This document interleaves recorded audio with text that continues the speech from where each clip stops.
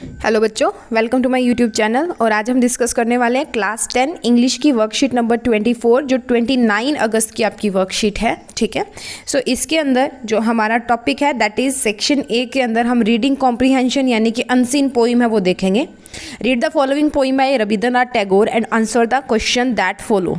ठीक है, हमने रविंद्रनाथ टैगोर की एक नीचे पोइम दी गई है, हमने ये पढ़ना है और उसके बाद में जो आंसर है वो देनी है। ठीक है, सो हम देखते हैं पहला टाइटल क्या है, पेपर बोट्स। पेपर बोट्स इस पोइम का टाइटल है और ये किसने लिखी थी, जो रविंद्रनाथ टैगोर हैं उन्होंने लिखी थी। ठीक है, उसके बाद में आपने ये जो पैरा है वो लिखना है। देखो, day by day I float my paper boards one by one down the running stream. अब रनिंग स्ट्रीम यानी कि जो झरना बह रहा था उसके अंदर डेली क्या करता था, एक जो बच्ची है या जो बच्चा है वो अपनी जो पेपर बोर्ड्स हैं यानी कि कागज़ की जो कश्ती है उनको तैराता था। ठीक है, in big letters I write my name on them and the name of the village where I live. उस जो बोट है, पेपर की जो बोट है उसके ऊपर उसने बड़े बड़े अक्षरों में काले रंग से अपना नाम और अपने गांव का नाम यानी कि अपना पता जो है उन बोर्ड्स के ऊपर लिखा है। ठीक है, I hope that someone in some strange land will find them and know who I am. और वो सोचता है, बच्चा सोचता है कि कोई एक अनजान जगह के ऊपर इनको देखेगा और उनको पता लगेगा कि मैं कौन हूँ। ठीक है, the load my little boards with shiuli flower from our garden.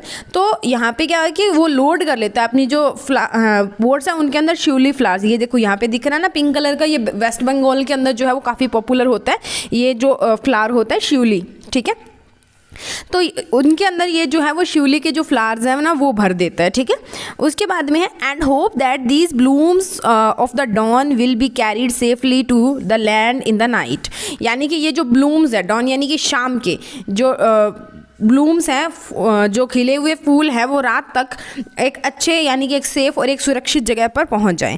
I launch my paper boats and look up into the sky and I see little clouds setting the white bulging sails. अब उसने क्या किया, अपनी boats को launch किया यानी कि तैराया और उसके बाद में उसने जो आकाश है उसकी तरफ देखा और वहाँ पे उसने देखा कि जो क्लाउड्स हैं, लिटिल क्लाउड, छोटे छोटे जो बादल हैं वो सेट कर रहे हैं द सेल्स ब्लगिंग सेल्स। ठीक है, जो उसकी बोट्स हैं उनको सेल करा रहे हैं, तैराना, ठीक है, सिखा रहे हो जैसे। तो I know what playmate of mine in the sky sends them down the air to race with my boats। तो वो इसको ऐसा लग रहा है कि उसका जो प्लेट्स, उसकी जो बोट्स हैं और ऊपर जो बादल हैं जो एज ए बोट जो है वो तैर रहे हैं हवा के अंदर, वो उसकी बोट्स के साथ रेस लगा रहे हैं, मतलब वो उसके साथ एक प्रतियोगिता कर रहे हैं।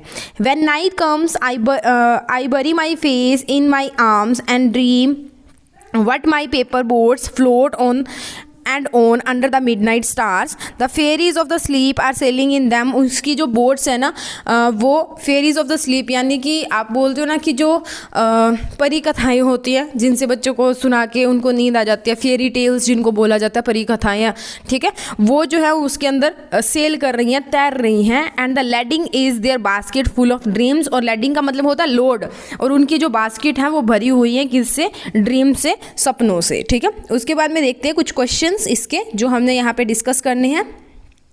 पहला क्वेश्चन है the child floats dash in the steam. Steam के अंदर चाइल्ड क्या फ्लोट कर रहा है, तो हमारा आंसर आएगा, आपको 4 ऑप्शंस दिए, flowers, paper boats, cups and umbrella. तो हमारा आंसर सही है, that is option number B, that is paper boats. Okay, next moving on to the child writes the name of dash on the paper boat, village, school, sister और friend. तो उसने अपने जो village है उसका नाम लिखा और अपना नाम लिखा था। ठीक है, a child hopes that someone in dash will find the paper boats. Child क्या होप करता है, क्या आशा करता है कि कौन उसकी बोट्स को जो है वो फाइंड करेगा, देख लेगा। A strange land, market, playground और थिएटर। तो समवन इन स्ट्रेंज लैंड उसकी जो बोर्ड्स हैं उनको फाइंड आउट करेगा और उसको पता लगेगा कि वो कौन है। ठीक है, उसके बाद है question number 4, the child fills dash flowers in the paper boats, rose flower, jasmine flower, lily flower और शिवली फ्लावर्स। तो उसने कौन से फ्लावर्स रखे थे, हमने पढ़ा था शिवली फ्लावर्स, ये वेस्ट बंगाल के अंदर होते हैं, बहुत पॉपुलर होते हैं।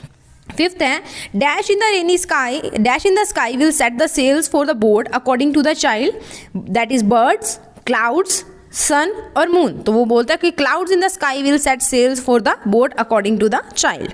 नेक्स्ट है when the night time come the child wants the paper boats to float over dash, midnight stars के ऊपर जो उसकी है वो फ्लोट करे, तो अकॉर्डिंग टू द चाइल्ड। ठीक है, उसके बाद है 7th question, according to child dash are sailing in his paper boards. उसकी पेपर बोर्ड्स के अंदर कौन सेल कर रहा है, कौन तैर रहा है, उसके फ्रेंड्स, उसके टीचर्स, सोल्जर्स जो सैनिक हैं वो, और फेरी टेल्स, तो वो फेरीज यानी कि जो फेरीज हैं वो जो है उसकी बोर्ड्स के अंदर तैर रही थी। उसके बाद में है the title of the poem is, वो हमने ऊपर पढ़ा, दैट इज पेपर बोर्ड्स, ठीक है। नेक्स्ट है a word in the poem that means as same things carried in a ship.